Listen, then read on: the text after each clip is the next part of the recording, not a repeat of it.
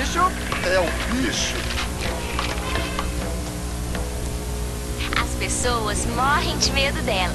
Todo mundo sempre tem uma história para contar. Tem o corpo cilíndrico e alongado. Não tem nenhum dos membros. Por não ter as pálpebras, tem um olhar fixo. E o seu corpo é seco, coberto por escamas. Ela é comprida, tem a língua cortada no meio e pica. Venenosa e é comprida. Umas venenosas, outras verdes. Um animal muito venenoso, né? E tem vários tamanhos, né? Já sabe qual é o nosso bicho de hoje? Cobra. Cobra. É a cobra. Cobra. A cobra. Cobra. Cabo.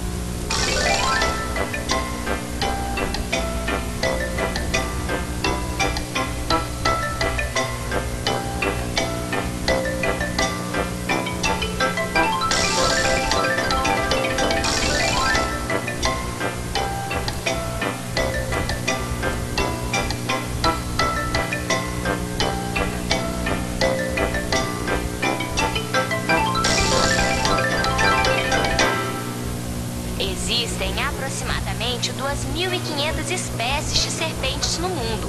No Brasil, são 256. Por isso, no programa de hoje, vamos falar de 3 espécies diferentes: a sucuri amarela e a piton. As 3 cobras que a gente vai ver, sucuri amarela, sucuri e piton, elas pertencem à mesma família, que tem outras cobras aqui também, mas fica para o próximo capítulo. Essas 3 cobras, elas fazem parte de um grupo de cobras que eles chamam cobras gigantes. São todas enormes, variando de 1 metro a 10 metros, ou a 12 metros, segundo alguns livros. A sucuri amarela é a menor delas, que chega a 3,5 metros, sendo que em média 2 metros o adulto. A sucuri, que é chamada também sucuri preta, ela é tida como a maior cobra do mundo, podendo chegar a 12 metros. Mas em alguns livros eles falam que 12 metros é exagero, que não tem relatos científicos de alguma cobra que tenha chegado a esse, que no máximo elas chegam a 9 metros. Já a piton, elas ultrapassam 9 metros, mas a sucuri, ela é tida como maior do que a piton porque ela é muito mais, a massa dela é muito maior, não é que ela é mais gorda, mas ela é bem mais pesada, ela pode chegar a 200 quilos, uma sucuri. E uma piton, ela é mais magra, mais esbelta, mas ela é bem maior em termos de comprimento.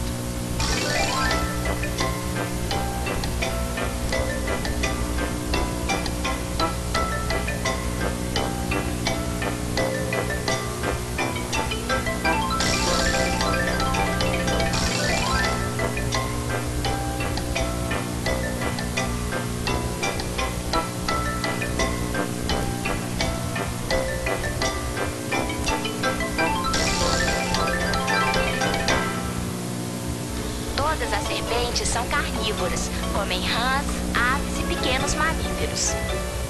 Na natureza, a piton preta, ela come principalmente peixe, mas ela alimenta também de mamíferos e outros répteis, como o filhote de jacaré, por exemplo.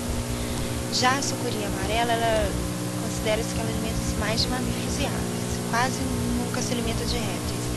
E a piton, mamíferos. No zoológico, ela se alimenta de cobaias. Já são animais mortos que não traem. Diferente dos outros animais zoológicos, as cobras não comem todos os dias, elas comem de 15 em 15 dias. A piton amarela, que é menorzinha, come cada uma 3 camundongos de 15 em 15 dias. A sucuri preta come 4 porquinhos, são bem maiores, e a piton come 4 cada um, né?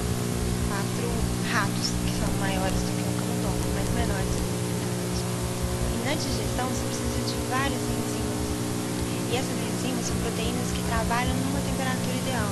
Então, como eles não conseguem manter o corpo nessa temperatura ideal para que essas proteínas possam trabalhar, eles têm uma digestão bem mais complicada. Porque, por exemplo, se a temperatura baixar demais, o processo de digestão cessa e vai começar de novo quando a temperatura melhorar de novo. Você sabe por que a cobra consegue ingerir alimentos muito maiores que o diâmetro normal de sua boca? Porque os seus ossos maxilares são unidos por ligamentos muito flexíveis e elas não mastigam a sua presa, elas a engolem por inteiro.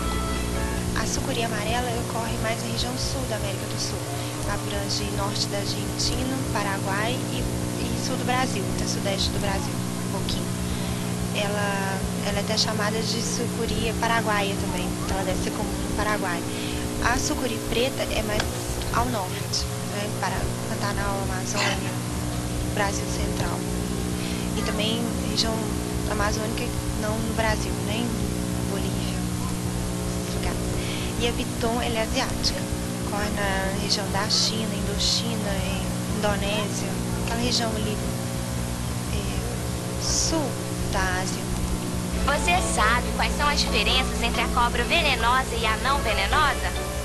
Tem uma série de características físicas para você reconhecer uma cobra peçonhenta de uma não peçonhenta, mas isso pode variar. Existem exceções, você pode ver uma cobra, por exemplo, uma cobra coral verdadeira, que não tem nenhuma das características físicas que a gente aprende na escola, que são típicas de cobra peçonhenta. Por outro lado, a piton já tem uma característica de cobra peçonhenta, que é a cabeça muito dividida do corpo. Você sabe o que é cabeça, sabe o que é corpo. E não é uma cobra peçonhenta.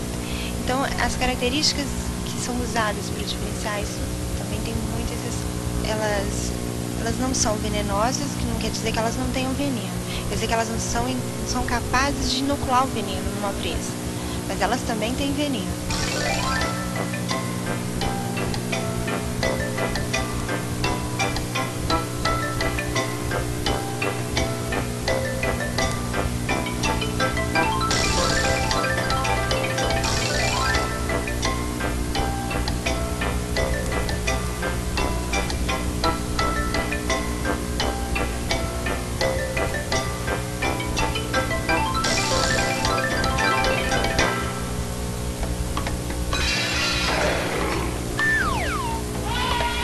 Este bicho é um bicho.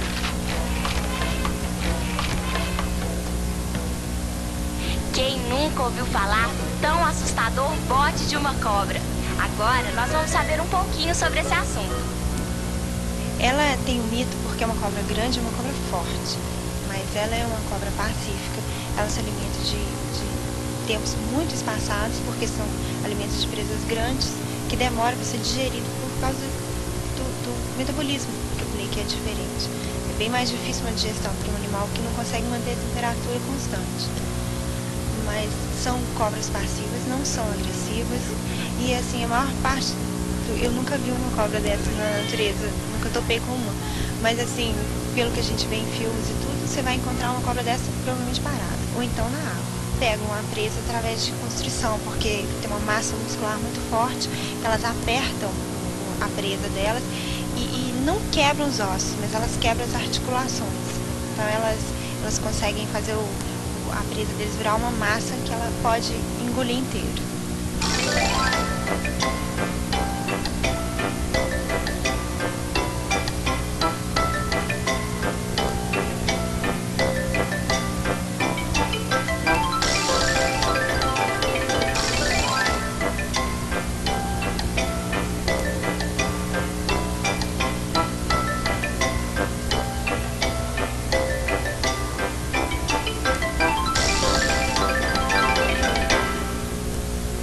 Problema dos répteis em geral, que eles chamam de ectotérmicos. Eles não têm uma temperatura constante como nós temos, 136 graus no nosso corpo sempre. Eles dependem muito da temperatura ambiente.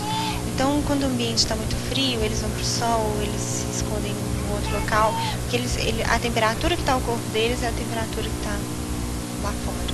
Todas as cobras têm um hábito mais parado do que... Os répteis em geral têm um hábito mais parado do que os animais que a gente está acostumado a ver. Uma cobra, por exemplo, que alimenta de uma presa muito grande, ela vai ficar parada durante muito tempo. Isso é normal. Ela tem um metabolismo diferente do nosso, ela não é capaz de manter a temperatura constante do corpo dela, como nós podemos, então ela fica mais parada para guardar mais energia. Tá? Os hábitos, a sucuri amarela e a sucuri preta, elas têm hábitos mais aquáticos, elas estão sempre próximas à água. A sucuri preta, por exemplo, quando vai tomar sol, ela toma sol em árvores que estão assim na beira do rio. Se ela precisar fugir, ela foge para o rio. Já a piton, não, ela tem hábitos mais terrestres, não ficam muito na água. As serpentes periodicamente passam por um processo denominado muda, que é o surgimento de uma nova pele sob a antiga. E entre essas duas peles acumula-se um líquido leitoso. Quanto à reprodução, as sucuris, elas são chamadas vivíparas. Elas parem as cobrinhas já vivas. Pariu a cobrinha, a mãe vai embora. São vários machos que se enrolam, digamos assim, no acasalamento. São vários machos para uma fêmea só. Os machos vão embora, a fêmea vai ficar de 7 a 8 meses sem comer absolutamente nada. Então elas vão parir de 40 a 50 filhotes e a fêmea vai embora e os filhotinhos vão se esconder, vão para a água, porque são muito predados. Como aconteceu com os crocodilos que a gente ouviu falar, os répteis, eles colocam assim, um monte de filhotinhos e só uns poucos que vão vingar. Principalmente porque é um indivíduo que para chegar na maturidade sexual vai precisar aí de anos, né, para chegar naquele tamanho onde ela não vai ser predada mais, então são poucos que chegam à idade. Já as pitons, elas põem ovos. A maioria das serpentes não tem um cuidado muito especial com seus filhotinhos, porque eles já nascem prontos para se locomoverem e alimentarem sozinhos.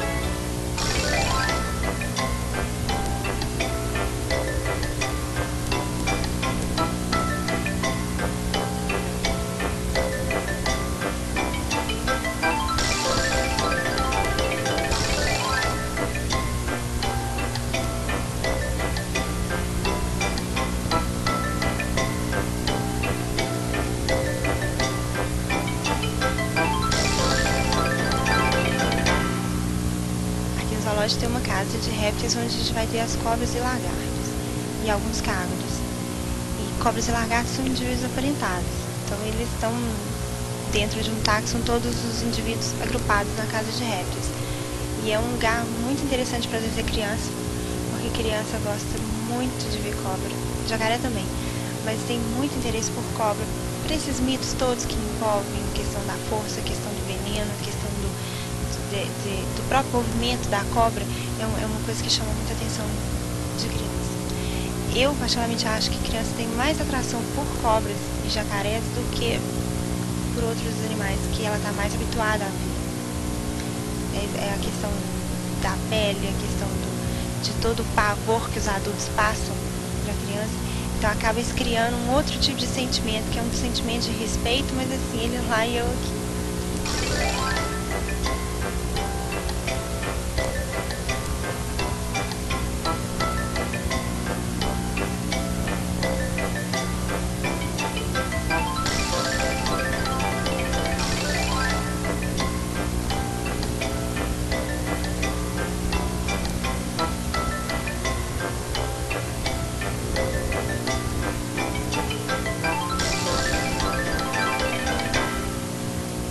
Gostou do nosso bicho de hoje? No próximo programa vamos estar falando sobre um outro animal. Não perca, este bicho é o bicho.